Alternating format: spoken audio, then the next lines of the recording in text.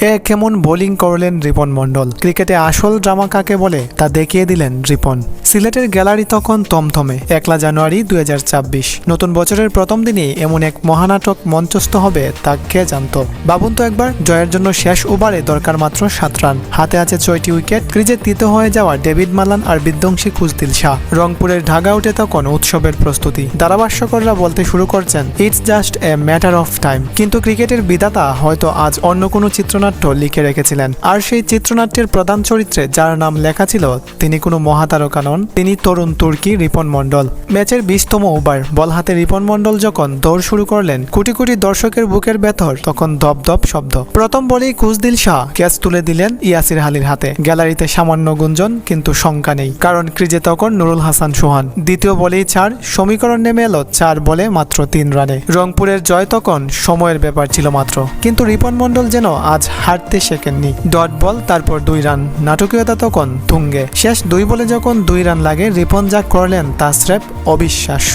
একে একে সুহান আর অভিজ্ঞ মাহমুদুল্লাহ রিয়াদকে সাজগড়ে ফিরিয়ে ম্যাচটা টাই করে দিলেন তিনি। যেখানে হার নিশ্চিত ছিল, সেখান থেকে ম্যাচটাকে সুপার ওভারে টেনে নিয়ে যাওয়া একই কেবল প্রতিভা নাকি ইস্পাত কঠিন স্নায়ুর পরীক্ষা। কিন্তু তখন নাটক তো কেবল শুরু, ম্যাচ গড়িয়েছে সুপার ওভারে। সিলেটের কনকনে ঠান্ডায় তখন উত্তেজনার পারদ ফুটন্ত লাভার মতো ফুটছে।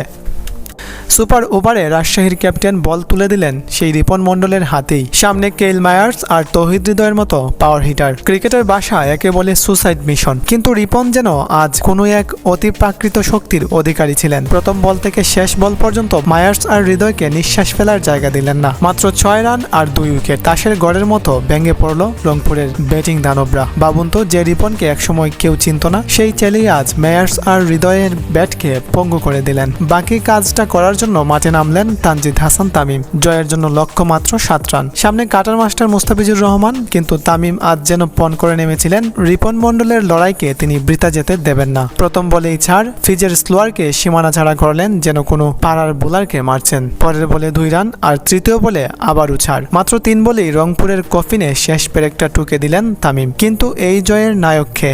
4 ছক্কার ফুলঝুরি ফুটানো তামিম, নাকি হার না মানা সেই রিপন মণ্ডল? দিন শেষে স্কোরবোর্ড হয়তো বলবে রাজশাহী জয়ী, কিন্তু ক্রিকেট প্রেমীদের মনে খোদাই করা থাকবে রিপন মণ্ডলের সেই জাদুকরী ওভারগুলো। নতুন বছরের প্রথম দিনে ক্রিকেট বিশ্ব দেখলো এক নতুন সেন্সেশনকে। রিপন প্রমাণ করলেন, বড় নাম দিয়ে নয়, বুক ভরা সাহস আর শেষ রক্তবিন্দু দিয়ে লড়াই করলে ইতিহাস পাল্টে দেওয়া মামুলি ব্যাপার। তানজিদ হাসানের ব্যাটে চড়ে রাজশাহী সহজ জয় পেলেও ম্যাচের আসল নায়ককে, তা নিয়ে কোনো সন্দেহ নেই। রিপন মণ্ডলের এই স্পেল কি এবারের বিপিএল আসরের সেরা বোলিং পারফরমেন্স হতে যাচ্ছে, নাকি আরো অন্য কিছু দেখার বাকি রয়েছে? ঝটপট কমেন্টে জানিয়ে দিন আপনার মতামত। আর ক্রিকেটের এমন সব রোমাঞ্চকর বিশ্লেষণ পেতে আমাদের চ্যানেলটি সাবস্ক্রাইব করে রাখুন আর ফেসবুক পেজটি ফলোতে রাখুন। দেখা হচ্ছে পরের ভিডিওতে।